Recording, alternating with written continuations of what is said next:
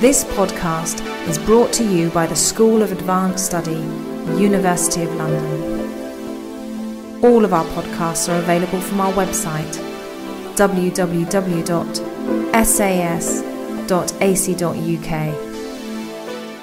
I'd like to say a couple of words of thanks for the organisation for today. I'd like to thank very much our hosts, the Institute for the Study of the Americas. Very nice venue indeed. And great appreciation to Olga and her staff who have made this event run so smoothly. So I'd like to extend my thanks to Olga and her team.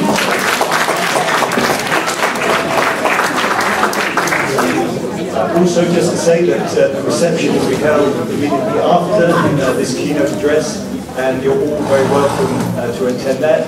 It will just be outside afterwards. Finally, that the papers from today and the discussions from today will be filmed, or are being filmed, and will be put on the website very shortly. So hopefully we will email you that information, but otherwise check back with the university's website. It's my great pleasure to introduce Professor Brian Meeks as our keynote speaker for today. Brian is Professor of Social and Political Change, Director of the Sir Arthur Lewis Institute of Social and Economic Studies, and Director of the Centre for Caribbean Thought at the University of the West Indies in Moda. He has also taught at Michigan State University, Florida International University, and Anton de Kom University of Suriname, and served as visiting scholar at Cambridge University, Stanford University, and Brown University. He has published 9 books and edited collections, including Caribbean Revolutions and Revolutionary Theory, Envisioning Caribbean Futures, Jamaican Perspective, The Thought of the New World, The Quest for Decolonization, edited with Norman Gerben and N.J. Smith, Social Theory and Anthropology in the Caribbean and Beyond. And Brian's first novel, Paint the Town Red, was published in 2003. So I'm very happy and proud that Brian could take some time out of his busy schedule to come and attend this meeting. Brian will talk for about 30 or 35 minutes, allowing for 25 minutes or so of questions. So please welcome Professor Brian Meeks.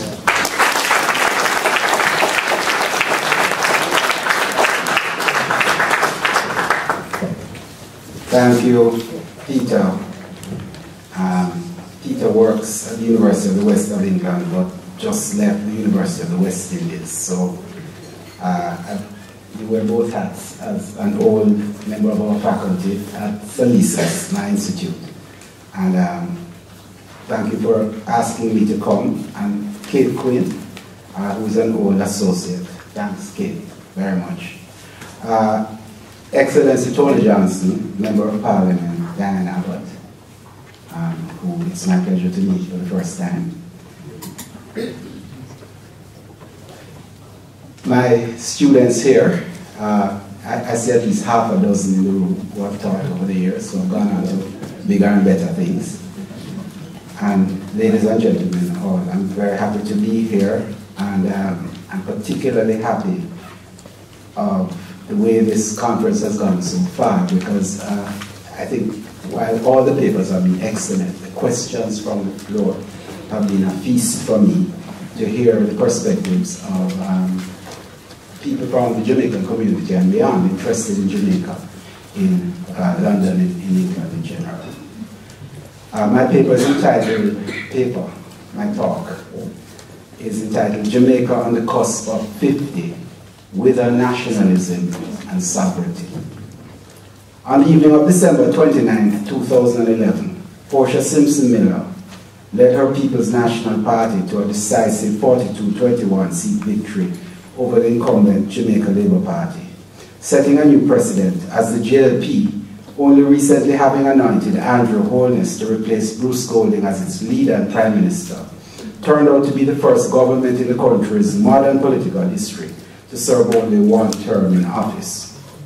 The election results took many by surprise, most including the majority of pollsters and political commentators, holding conservatively to the traditional rhythms of Jamaican politics, felt that the electorate would give the JLP another chance, and that the decision to replace the controversial and politically damaged Golding by the young and reasonably untainted Holness would lead to a narrow victory. No one foresaw a landslide, and while in the keenly competitive waters of Jamaican politics, this translated into less than a 60,000 vote and 6 percentile point advantage, it was nonetheless deeply demoralizing to the losers. Equally surprising was the low voter turnout, as only 52.7%, not the 40 that Andrew mentioned this morning, 52.7% of the electorate felt compelled to vote for one of the two dominant political parties, or any of the few and minuscule independents. This latter trend, reflective of a secular decline in voting numbers since the election of 1980, was nonetheless precipitous, leading to another record of the lowest voter turnout since universal adult suffrage elections began in 1944. These two features, the fickleness of the electorate and its willingness to dump the incumbents after a little more than 4 years in office, and a possible unhappiness with both parties, evident in the low poll, are indicative, I suggest, of a broader discontent with the state of politics, indeed, of the political in Jamaica. Ironically, this is consolidating at the same time that the electoral process in Jamaica is at a high point in terms of levels of organization, transparency of processes, and commitment to the system from the dominant parties. The latter most evident in the virtual absence of violence and evident mingling of opposing supporters, both in the lead-up to and during the 2011 election. In the year then of Jamaica's 50th anniversary of independence, to be celebrated on August 6, 2012, it is both the best and the worst of times. In terms of the system and the social acceptance of its results, elections and the political process have never been more universally accepted and legitimate. Yet, in terms of the saliency of the electoral exercise, as a means of forging genuinely alternative ways of social and political living, there is growing despondency. The political event most influential in determining the contours of the present conjuncture is, of course, what is commonly referred to as the Dodos events of May 2010. On the day after Labor Day, May 24, 2010, the Jamaica Defense Force, supported by contingents from the police, breached via flanking maneuver the carefully constructed barricades around the Western Kingston community of Tivoli Gardens, erected to protect from imminent arrest and extradition to the United States Christopher Dodos Coke, self-proclaimed president and don of the community and erstwhile supporter of the governing party. The swift military action and the room-by-room search that followed led to the deaths of some 73 persons, an unprecedented number even in violence-prone Jamaica, providing fuel for a continuing controversy as to whether all or even most of the casualties had been combatants. What is uncontroversial is that the stonewalling of the US extradition requests by the Golding government, various degrees of obfuscation and dissimulation of the details to the Parliament and public, and the attempts to use the reputable US consulting firm Manat, Phelps and Phillips to lobby in favor of delaying or even rescinding the request had served to embolden Coke and his supporters, leading to the eventual inevitable confrontation and tragic denouement. In the months that followed, and until recently, rates of violent crime in the country fell dramatically. There were, for instance, 700 fewer murders between June 2010 and May 2011, compared with the previous year, encouraging claims by some members of the incumbent party that they should be returned at the polls, as it was under their watch that the intractable problem of violence had at last been brought under control. But of course it had not been the government which had resisted the extradition, kicking and screaming all the way, but the insistence, not always behind the scenes, of the hegemonic power and the growing crescendo from civil society that established treaty and the rule of law should be followed, that eventually forced the government's assent and precipitated the action that damaged the military apparatus of the Tivoli Gardens state within a state. Thus, it is not surprising that even as murders and other violent crimes subsided, so too did Golding's standing in the polls. Until the moment on September 25, 2011, when it became clear that he would not be re-elected, and he resigned in the ultimately futile hope that new leadership would take the party to victory. At the heart of the extradition controversy and the debates that have raged in the following months is the fraught notion of sovereignty. When it was brought to public attention that Minister of National Security under the earlier PNP regime, Peter Phillips, had signed memoranda of understanding facilitating the wiretapping of coke, and that this information had been shared with the US, he was accused of acting against the national interests and chance of CIA agent.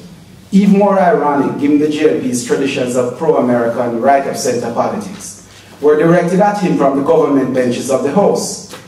Golding himself on more than one occasion alluded to and warned against outside interference in Jamaica's affairs, suggesting that his insistence on coke's rights was in the national interest. And even in the aftermath of the extradition and detention of coke, rumors continue to swirl that other members and associates of the former government remain on a short list of persons likely to be served with extradition notices for various crimes.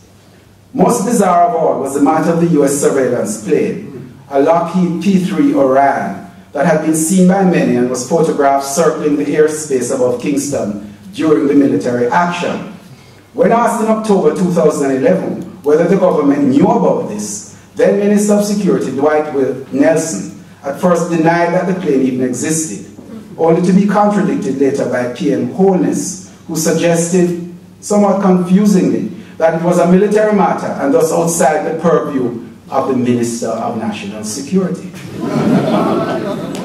The inflammatory accusations against Phillips, the inversion of traditional anti-imperialist positions with the JLP seeking to claim the high nationalist ground, the government's subsequent obfuscation on the actual relationship with the US during the military action, all point to the need for a more careful, even forensic conversation on the status of sovereignty and its usefulness as a concept for small states in the early decades of the 21st century. If long before the collapse of the Soviet Union and the end of the Cold War, Gerard Chalion could have described the romantic notion of third worldism, the idea that the independent states emerging out of the decolonization movements of the 50s and 60s could build new utopias, as a myth, then pessimistic perspectives have further consolidated in recent years. Thus, Samir Amin, one of the iconic anti-imperialist thinkers of the 60s, suggested in 2003 that the post-Bandung South can be divided into three distinct components. The first group, the active periphery of East Asian countries, is deeply involved in the processes of modern capitalism.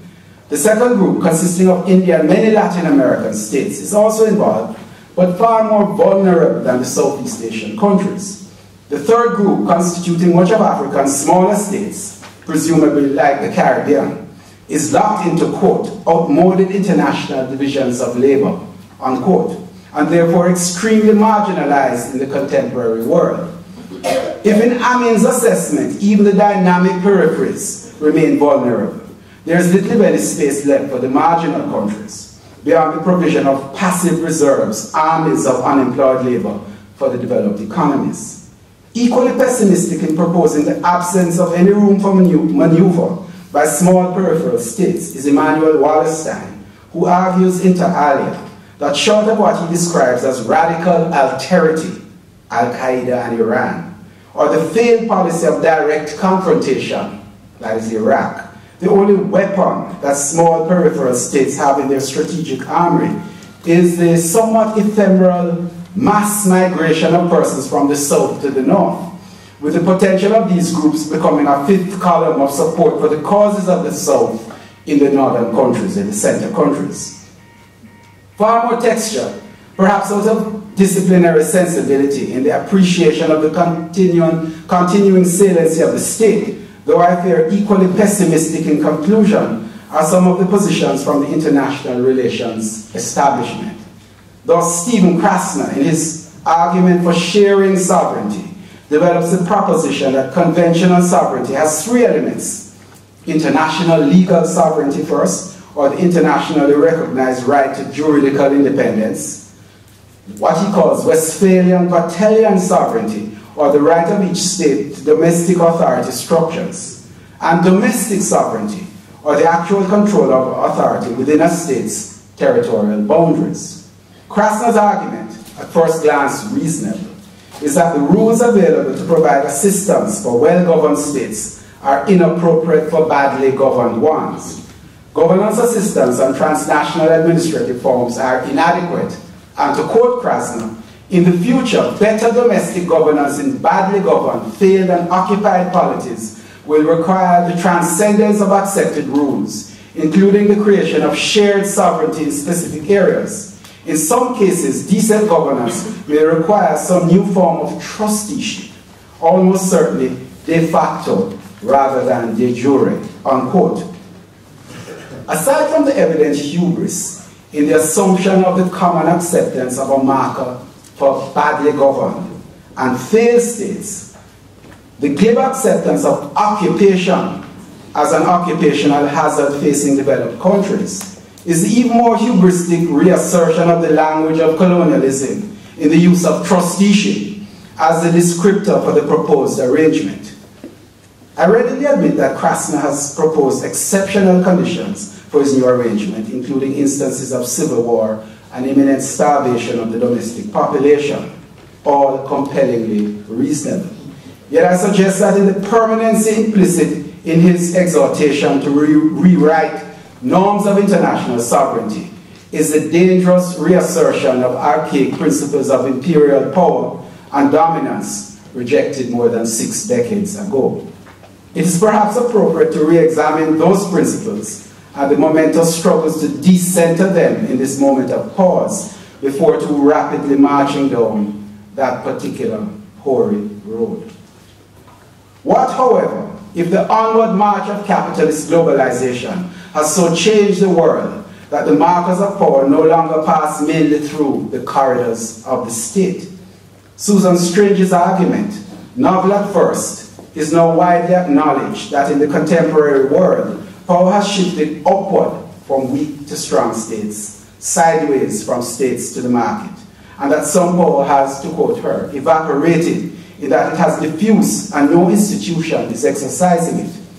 A version of this argument is carefully elaborated by my colleague, Barbadian political economist Hilborn Watson, who argues that the, quote, techno-paradigm shift is completely altering the traditional notions of nation, sovereignty, and citizenship. And I quote Watson, Caribbean nation states have very little prospect of making it alone as separate entities in the coming century. National development strategies can offer little more than stillborn outcomes. Caribbean people understand that sovereignty offers them little beyond the symbolic. The Caribbean must grow beyond its internal limits if it is to grow at all. Since global integration is the wave of modern capitalism, the region's leaders must think of bold ways to transform the Caribbean into a globally linked region. However, it must find ways to identify the technologies, skills, and commodities to drive such an option, unquote. I've used Watson's long quote because I think it's very important and very influential, particularly in the Caribbean today. Yet in the interstices of Watson's paean in favor of the idea that capitalism has steamrolled the state, the nation, and all such archaic constructs, is a clear and manifest call for an activist polity that will grow, that will think of bold ways and, to quote him again, find ways to identify and drive such an option, unquote. What are these if not the markers of a modified, yet still potent and activist state? And if indeed a new activist state is required, what will be the purchase, the ground around which the significant majority will unite in this effort of common goals and a common future? As difficult as it may be to digest, the answer would seem to head in the direction of imagining new national or perhaps transnational projects that would provide the glue for new modalities of living and producing. Thus, even if Susan Strange was absolutely right on the retreat of power and room to maneuver of the state, she does not seem to have proposed its negation as a player on the chessboard of globalization. And even if Watson is correct on the constrictions and complexities inherent in global supply chains, his conclusion, as quoted above, is far removed from the helpless stasis evident in Amin's dismissal of marginal peripheries, or the return to trusteeship, explicit if presented as the exceptional case in Krasner's shared sovereignty. The somewhat simplistic, though I think important proposal that is being advanced here is that while it is possible to think about and identify genuinely failed states, or imagine very small states that fall below the threshold to possess any meaningful agency, the notions of sovereignty and agency are to be considered more points along a continuum than absolute values. From such a stance, the challenge facing small, vulnerable states is how to advance along this continuum, to accumulate, as it were, greater sovereignty in order to provide the widest range of policy options for the development and prosperity of the citizens who live within its boundaries. What then is the state of Jamaica's sovereignty? Using Krasner's framework, I borrow from Krasner, we can propose that international juridical sovereignty, though its saliency is and always has been debatable, is still very much in existence, as is Westphalian Vatelian sovereignty, though the latter has historically been compromised. Domestic sovereignty, on the other hand, has survived recent tests to its integrity and has in the present moment the greatest potential for enhancement. If all three elements are to be seen as interlinked and thus mutually enforcing, then sovereignty writ large might be advanced or retarded by movement along one or more of these avenues. Jamaican international juridical sovereignty is written into law, the country's membership in the United Nations, and numerous other international and regional associations, some mentioned by High Commissioner this morning. It has never been formally compromised, and though real powers always resided in the Security Council, votes of the UN General Assembly still matter. Voting on statehood are thus not entirely ephemeral, and Jamaica has shown a remarkable ability, even within the confines of the post-Cold War world and globalized world, to adopt independent positions. Substantial cases include the opposition to George W. Bush's invasion of Iraq and to the ouster of President Aristide from Haiti, both of which Commonwealth Caribbean CARICOM states stood together, drew the ire of the United States, but didn't waver.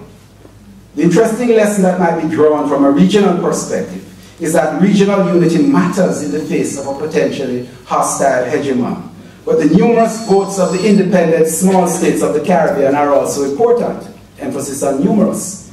Unity enhances sovereignty, but unification might not always achieve the same objective. Westphalian Vatelian sovereignty, or the right to non-interference, has been formally honored, though there is a substantial body of opinion that suggests that the Manley regime of 76 to 80 was destabilized by covert intervention from the United States, as well as by IMF policies that serve to undermine the credibility of the government. More recently, it has been proposed that international and bilateral binding trade agreements, such as advanced by the WTO, World Trade Organization, and the European Partnership Agreement, EPA, severely restrict the policy options available to small states, often forcing them to pursue trade regimes that might prove inimical to the nurturing or productive domestic sectors. In the case of the EPA, despite widespread reservations from business and intellectual sectors, Commonwealth Caribbean countries wavered in the face of determined pressure from the EU and accepted an agreement which is only now being fully debated in the region. Yet among African states, notably, concerted resistance to the stock provisions of the EPA have led to negotiations with greater options for flexibility and compromise than the Caribbean case would suggest. The approach toward greater agency and assertiveness would seem, therefore, to be in the direction of maintaining unity at the regional level while developing a common technical capacity to negotiate in favor of those common positions that emerge. Recent experience with CARICOM's regional negotiating machinery, now the Office of Trade Negotiations, suggests that both these requirements, that is unity and technical capacity, must be met. The most complex dimension is that of domestic sovereignty. Despite a healthy debate in the national media over the last decade, Jamaica is not a failed state. The country has been able to reduce poverty, improve infant mortality rates, maintain a credibly stressed system of health care, and provide a modicum of basic education for its population. There are caveats for all of these assertions, particularly in the failure to educate far more citizens to the tertiary level mentioned in the discussion today. But they are made as a counter to the failed state assertion. Economically, however, Jamaica's performance over the last 2 decades, and more broadly over the 50 years since independence, has been spotty to poor, with periods of low growth interspersed by periods of stagnation. The World Bank's 2011 memorandum suggested that Jamaica ranked 180 out of 196 countries in terms of a rate of economic growth, with an average growth rate of only 1% over the past 20 years. Among the outcomes has been a wholesale exodus of human capital, with the World Bank estimating some 85% of the country's tertiary trained population residing outside of her boundaries. Yet despite this reality, an overarching debt burden projected to grow to 150% of GDP by 2012, the World Bank's conclusion is that growth can be, to quote them, unlocked if a few critical and painful measures are addressed. The bank suggests that the key factor inhibiting the country's growth is low productivity, eliciting a multi-pronged strategy including reducing crime, investing more in education, removing entrenched perverse tax incentives, and moving away from the enclave development model. While there is substance in all of these proposals, there is a prior and overarching consideration contributing to economic stagnation associated with the breakdown of social consensus. Elsewhere, I have proposed that Jamaica is in a prolonged moment of hegemonic dissolution. The social pact between the classes that took the country into independence came apart in the 70s as the Manley regime sought to rapidly advance outstanding demands for social equality and inclusion.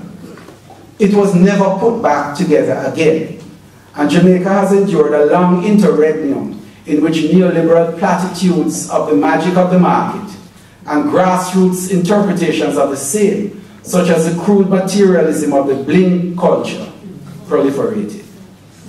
This profound social and political collapse came with its important ethical, philosophical dimensions, as common sense notions of right and wrong were jettisoned along with the notions of the nation and a particular concept of the Jamaican project embodied in the 1962 independence slogan, "Out of many, one people."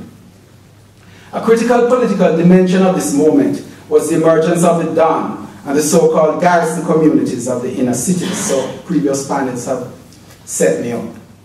These semi-autonomous fiefdoms were both a reflection of ethical and philosophical dimensions of advanced hegemonic dissolution, as they were an indication of the failure of the formal state to provide the social and security needs of a significant cross-section of its urban citizens. The 2010 Dodos events and the extradition of Coke severely undermined, but have not entirely eroded the emergence of autonomous states within a state. What it has done is provide a moment for pause, which has been further prolonged by the election of December 2010. Politics, like nature, abhors a vacuum, and this moment could either segue into a phase of regeneration of the garrisons and even more intense urban warfare and uncertainty, or it could lead to a set of national conversations that would lay the basis for new social arrangements, new ethico-philosophical foundations, and an enhanced domestic sovereignty that would give Jamaica greater maneuverability in the world. I present my way forward as a series of short theses. 1.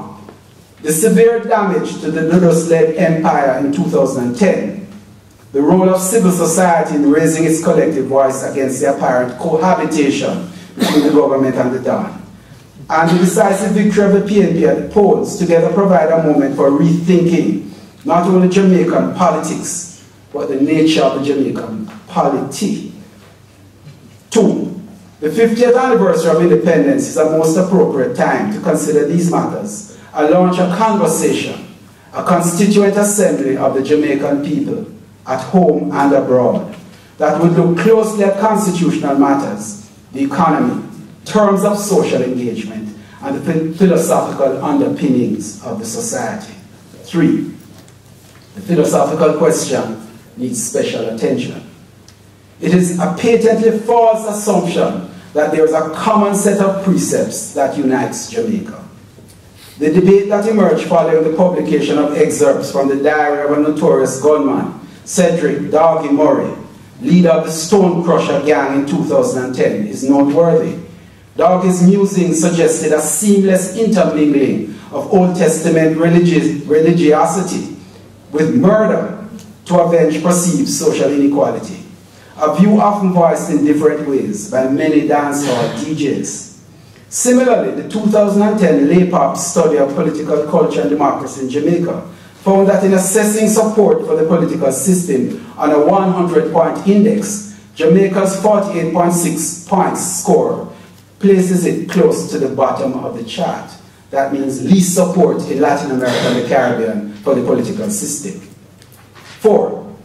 A new philosophical conversation would have to address questions of social equality. Place on the agenda lingering matters, such as pervasive but subtle forms of color discrimination that has led numerous persons to bleach their skins.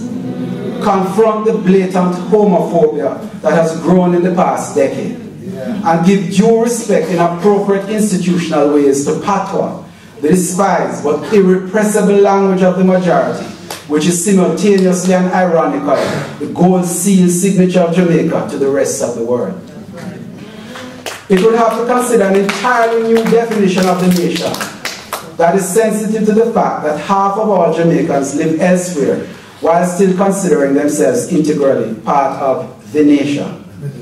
This long-distance nationalism, packed with cultural, political, social and economic implications and contradictions, is critical to understand in any conversation surrounding the renaissance of a vibrant Jamaican and Caribbean project.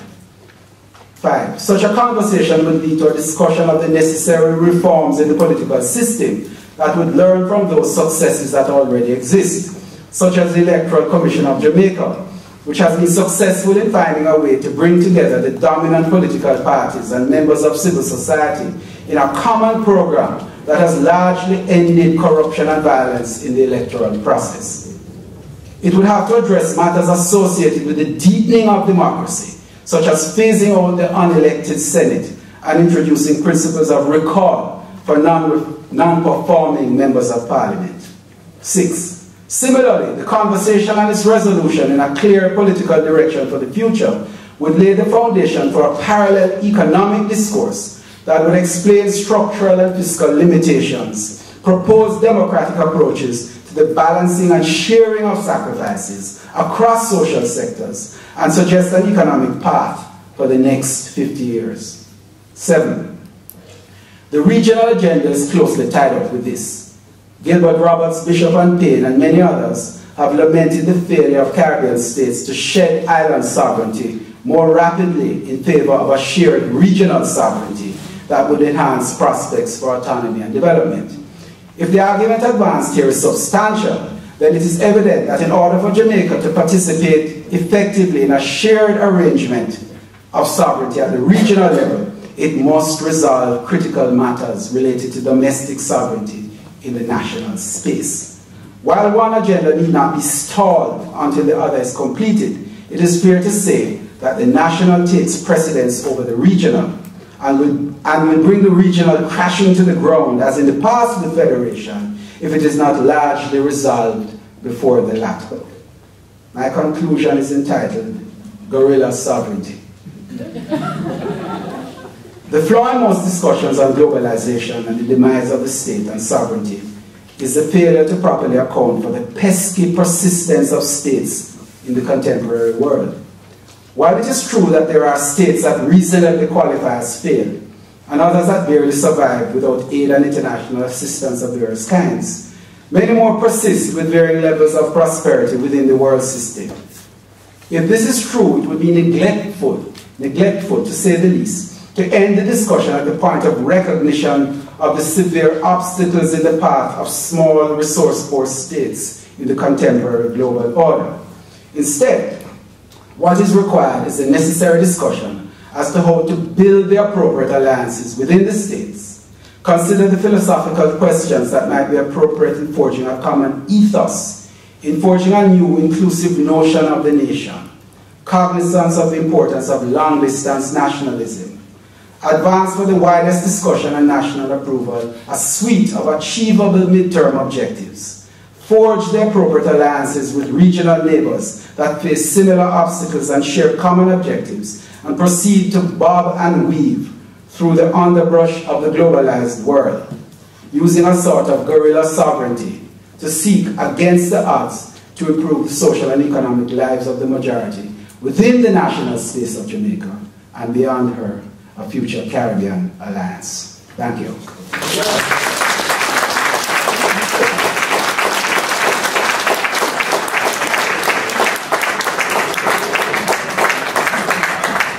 Thank you very much, Brian. We have about 20-25 minutes for questions, and I know there will be probably quite a few questions. We'll try and take a cross-section from all parts of the audience. Kate has the mic, and perhaps you can use her discrimination in terms of who to choose. Thanks, Ed. Thank you, Professor Meeks. I'll keep it very short because there's a lot of people. You won't be surprised that we don't agree with everything you say. We go back to what Bob Marley said about education and some of the systems. We won't be specific, I think you know what we mean. But you talk about the unity of Jamaica, and I think that's what we should head for. We've got very distinguished guests with us on. We're hoping that our Member of Parliament will pick up some of the things that we hope to agree with. You said that Jamaica is 50. That's the first point of disagreement. We said it before. We had a year-long fight with the High Commission to get it actually as we want it, because we think that we're right. Could you confirm, Professor, that Jamaica this year has a diamond and a golden jubilee?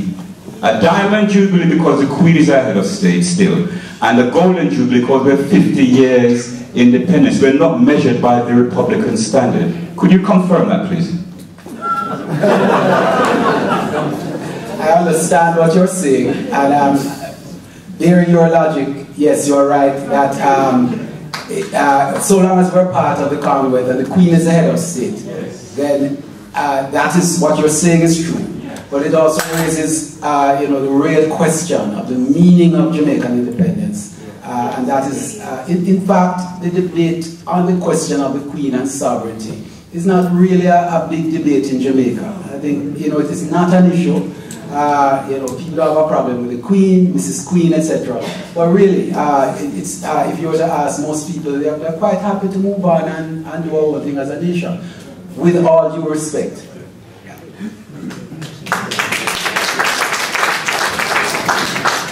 I just wanted to say I think that's the most interesting analysis of Jamaica post-Dudus that I've heard. And I also wanted to just remark that I too, like Professor Meeks, was very struck to see the JLP jumping up and down when the Americans tried to extradite, just complaining about American interference. I mean, with all due respect to my friend Anthony Johnson, the same JLP that was hand in glove with the US when they breached the sovereignty of Grenada. What's happened to them? I don't want to give the ambassador a hard time here today. I think I'm giving a hard enough time by my paper itself. But I'll leave that alone. I'll let that ball pass. Professor Meeks, thank you so much for your presentation. Alton Bell again. I just wonder if I can ask you the question slightly different way that I asked the Right Honourable the Right Honourable Anthony Johnson, High Commissioner. Excellency. Wonderful. Okay, the question is this. Apart from speed merchants, Professor, what else does Jamaica intend to export to boost its position on the world economic stage? And would this be enhanced or disadvantaged by Jamaica becoming a sovereign state, independent of England stroke Great Britain stroke the Empire? Yeah, let me just deal with the last thing first. You know, Trinidad and Tobago is a republic. Guyana is a republic. They're both in the Commonwealth. It has never changed in one iota their relationship with Great Britain. That's the route Jamaica will more than likely go. I mean, I can't speak on behalf of the Jamaican people. Maybe in a referendum they might want to break with the Commonwealth, but I don't think so, because that's not the tempo of the place at the present moment. So I think that will have no effect, but it will be an important psychological thing in my own humble opinion. Again, leaving it to the Jamaican people to decide for themselves, were we to, you know, put to rest that part of our history and assume the road of our country on our own footing with our own head of state. That is something that can only be decided constitutionally by a referendum. On the question of what do we produce, this is something that, of course, has occupied the mind of anybody who's interested in where Jamaica is going. There are two things, first of all. Most of the things that we can produce, other places can produce them cheaper than us. Or other places have the raw materials or the human capital to produce them cheaper than us. So in terms of goods in the traditional sense, there are very few things outside of specialty products that nobody else can produce. Blue Mountain coffee, nobody else can produce, perhaps jerk, although everybody produces jerk sauce. Not necessarily. So there are very few things that we can do. Where I think our future lies is in services. And we need to, your question is interesting because the question of Jamaica as a brand name was elaborated by the High Commissioner. How can we turn the things that we do have, such as, for example, our brilliance in athletics, how can we turn our music and our entertainment into viable exports, so to speak? One of the ways that we haven't looked at our sports is not just in promoting athletes, but as an industry. And an industry has many dimensions, including productive dimensions. Okay, so the Germans make nice tracks, and they give a running track to Usain Bolt. But why not come and set a track-making factory in Jamaica? And think of the hype of having that there. Tag Heuer is that how it's pronounced, and I may be pronouncing it badly. Make stopwatches that are used, and computerized equipment that is used in athletics and other sports. Why not establish a branch in Jamaica? The hype of having the place with the fastest people on earth and having the best stopwatches. So there are synergies that I think we need to think about. What made Hollywood, a very dry place on the edge of the Pacific, the center of filmmaking? There's a history behind that. Or worse yet, Nashville, the center of country music. Jamaica can become more than just a place where reggae music is made. It can be the center of world music because of industries and people coming there. You need to have, first of all, peace. You need to have entrepreneurial minds who can see the synergies and take advantage of them, and the rest can follow. So I think that a service-based future, tapping into Jamaican culture, the things we do best and the things we're known for in the world as doing best, is the way forward. It's easy to say. I'm a political theorist. It's hard to do, but that is where the rubber meets the road, and the people who make policy and the entrepreneurs on the ground have to act. Okay. Hi everyone. My name is Valerie, and I am a lover of Jamaica. My parents are from Jamaica. I'm from Jamaica, I just won't allow anyone to say anything bad about Jamaica, period. I just think that Jamaica is such a brand name. Everywhere you go, everybody who's black is Jamaican, and people buy into that. Right now, from my understanding, the Chinese are in Jamaica, and they're buying up a lot of our lands, or lots of the things that's grown there, like certain papas and lots of stuff like that, because they now see it as such a fantastic herbal healing remedy. So there's lots of growth there for us that we need to constitute farming and agriculture in Jamaica. People should go the land again. And the other thing is, you know, as you said about Usain Bolt, while he's at the top, I think it's about getting people to come to Jamaica to set up factories, set up things, so that we can give those people who are out of a job jobs to do. And you said in your statement, and I thank you for your I love your talk, I love your accent. Oh, I love Jamaican accent. Anyway,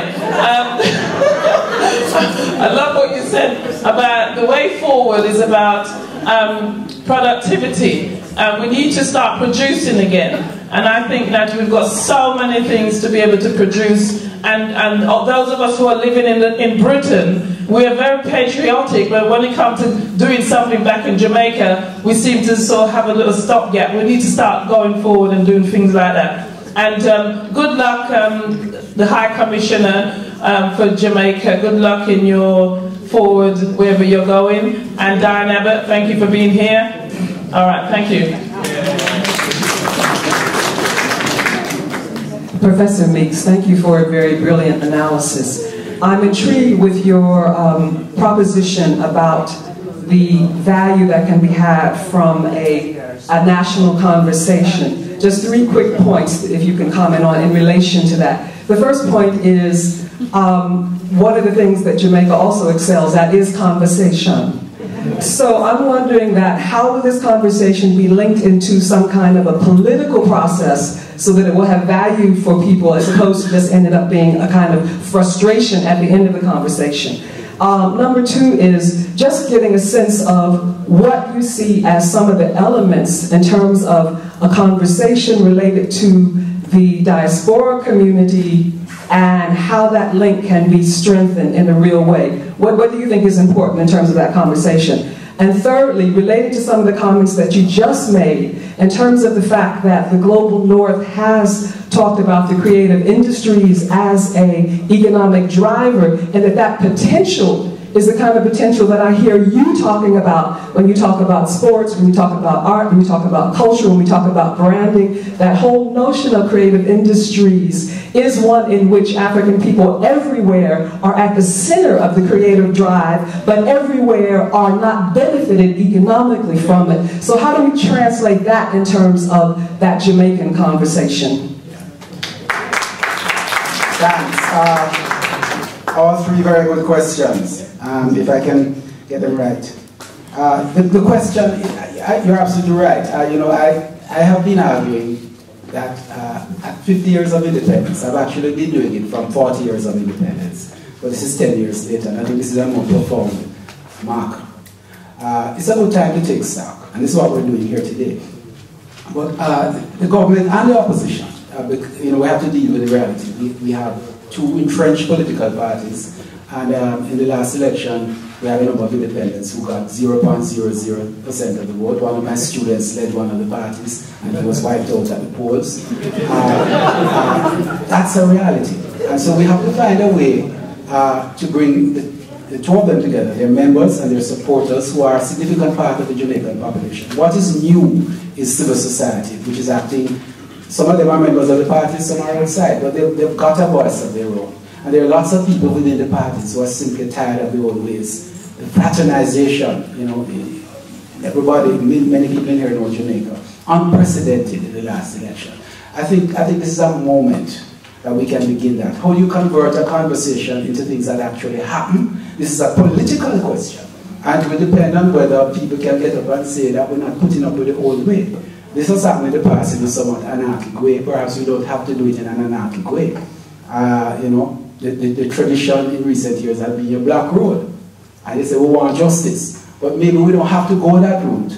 We can have that sort of discussion leading to certain decisions, some of them which you know, let's take the diaspora, since that is your second question. I think there must be a real discussion. We started this morning, Tony, with the points about whether the diaspora should have a vote or not, and it was carried on. I think this is a real issue which needs to be elaborated. Do we do it in this sort of informal way in which you establish an address in Jamaica and come and register? Or do we say that a certain amount of seats in a new Senate are devoted to the diaspora? Not enough seats perhaps to swing the entire tide, because you don't want the diaspora to run things when they're not at home a lot of the time.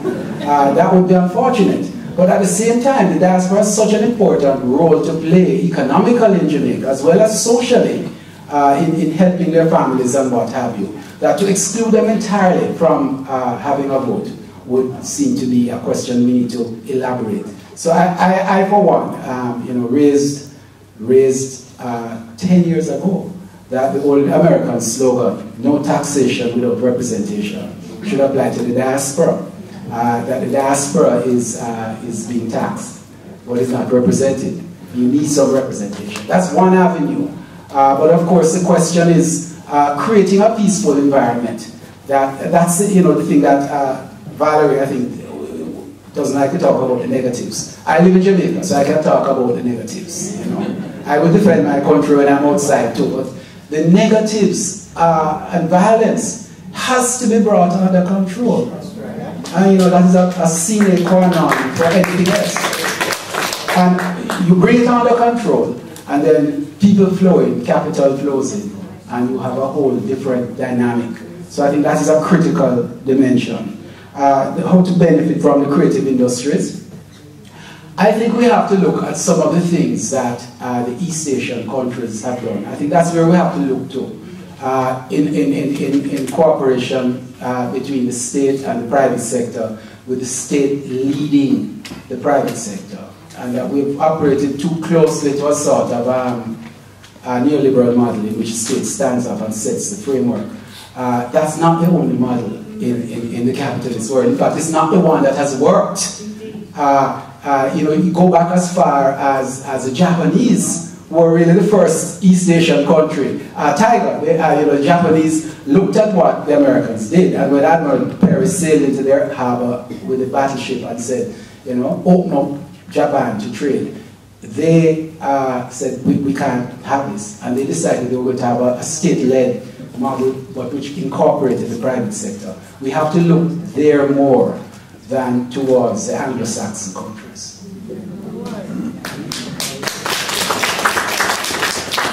Again, I want to say thank you, Professor, for what was an excellent commentary of what's happening in Jamaica. And as a Jamaican who lived most of his life outside of Jamaica, who have children here in this country, Auburn University are ideal candidates to go back to Jamaica and be a part of that important piece of capital which is left in previous generations.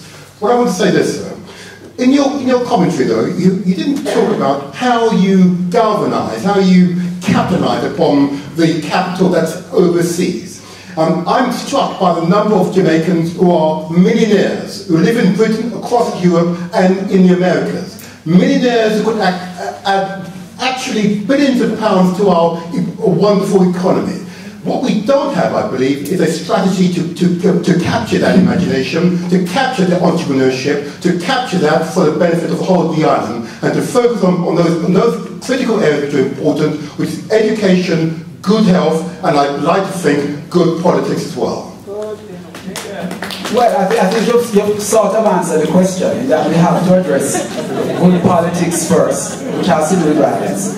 We have to address good politics and in bringing our debt down to some manageable figure, or at least in the direction of some manageable figure. And the rest will not fall into place. We will fight for every inch of the way. But those two, I think, are at the head of the agenda. And unless we can do that, and then we go out there and we woo our diaspora first, and then everybody else after. But I certainly think that what is missing in Jamaica is a developmental state, a more activist state, and I say this with due respect to previous governments that have made various attempts, but I don't think the sort of concerted attempt to win people and win capital. On the contrary, people come and they feel that they are, the first thing they meet is the customs that tell them that they have to pay half of their pension to clear the goods from the harbour. And not to talk about the people in the community who consider them foreigners and so on and so forth. So there are a lot of issues which need to be addressed, and the state has to play a central role in addressing it. Yes, thanks Professor Meeks for your brilliant exposition. I just wanted you to address further the question that you put about the reconfiguration of Jamaican polity, and if you could expand on the declaration you made about guerrilla sovereignty. Yeah. Thank you. Guerrilla sovereignty is a kind of, where's the Guardian reporter that was mentioned earlier? What I'm basically saying is that I'm engaged in a debate with some colleagues, Hilborn Watson being one of them and a number of others, around a panel from an academic conference, who basically argue that sovereignty is dead. Right? Okay, sovereignty is dead. Then what happens tomorrow morning? Do we pack up and leave? Do we, call the Chinese to come in and take over? Sovereignty is dead. Long live sovereignty. We're still here the following morning. And therefore the question is, how do you operate in a condition in which sovereignty is constrained? And then when you think about it, sovereignty was always constrained. The morning after Jamaica's election, Alexander Bustamante said, we are with the West. That was his choice. But it was in recognition of a particular reality. The question is, how do we operate in a world in which sovereignty is constrained for the Greeks? Sovereignty is constrained for Britain. When Britain sought to go with France into Suez, in 1956, the Americans told them, back off. And they had to back off because that was not the US strategy. So the question is, sovereignty is constrained. Let's get over with it, and let's move on with how we operate tactically in a condition of reduced sovereignty. That is essentially what I'm saying. So it's basically setting a framework for us to recapture a sense of agency, which we need to have in order to survive in this world. We have time for just 2 more questions, I'm afraid. I know I didn't answer both of the points asked, but maybe afterwards we can. Yeah. Good afternoon. Just touching on your question again in relation to the violence. What do you think are the underlying problems causing violence in Jamaica? For example, poverty. And also, what about the cost of living for ordinary Jamaicans? My parents live in Jamaica and they're constantly complaining of the expense for basic amenities. How are we helping just ordinary Jamaicans? The question of poverty, there's a sort of mythical thing that says the more poverty, the more violence. I think that is comparatively speaking in the world, that is not necessarily the case. Or there will be parts of India which will be constantly at war. Or Haiti for many years was the most peaceful country in the Caribbean, but it was and remains the poorest country.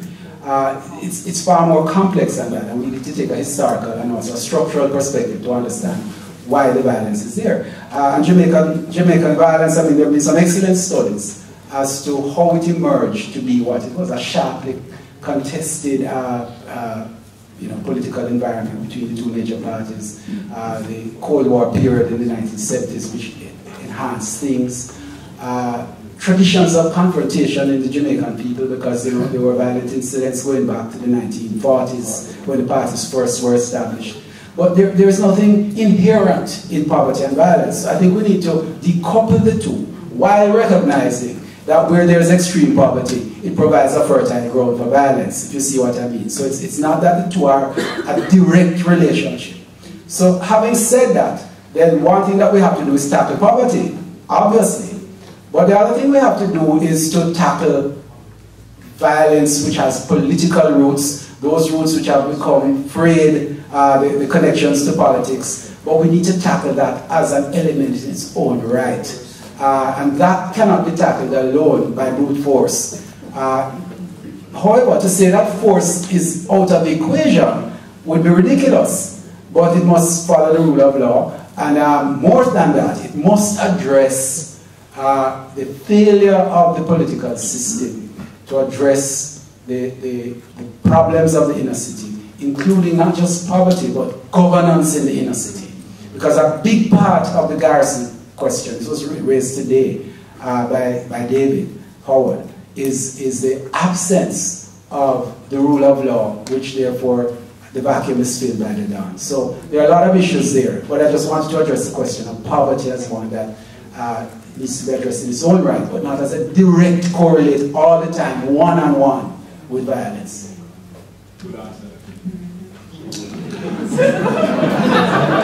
Yes, Rasta. Words on Paul. Welcome, Brother Meeks, to London. I'd like to pose you a question which you can have the direct influence on, not these global or national questions. You are a member of the faculty at the University of West Indies. One of the biggest things we have to offer the world is our intelligence.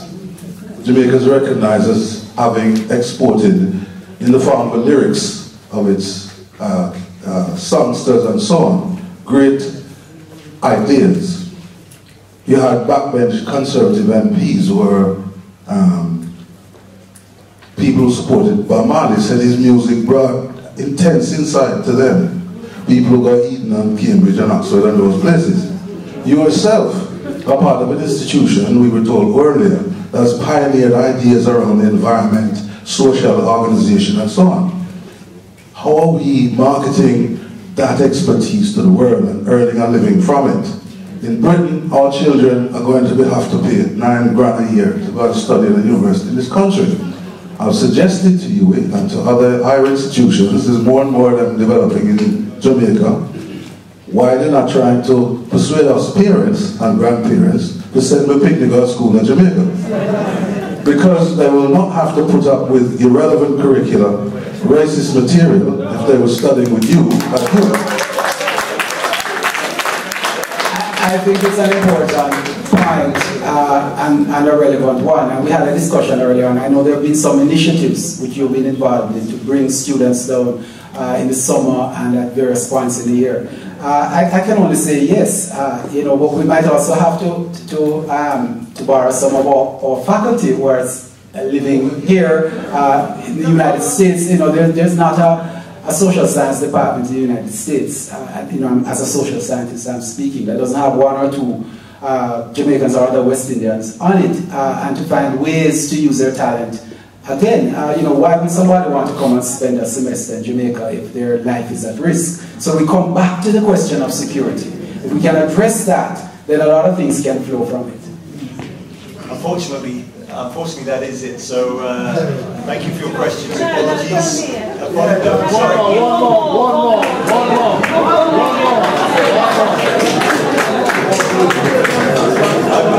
I've been persuaded. Just one more.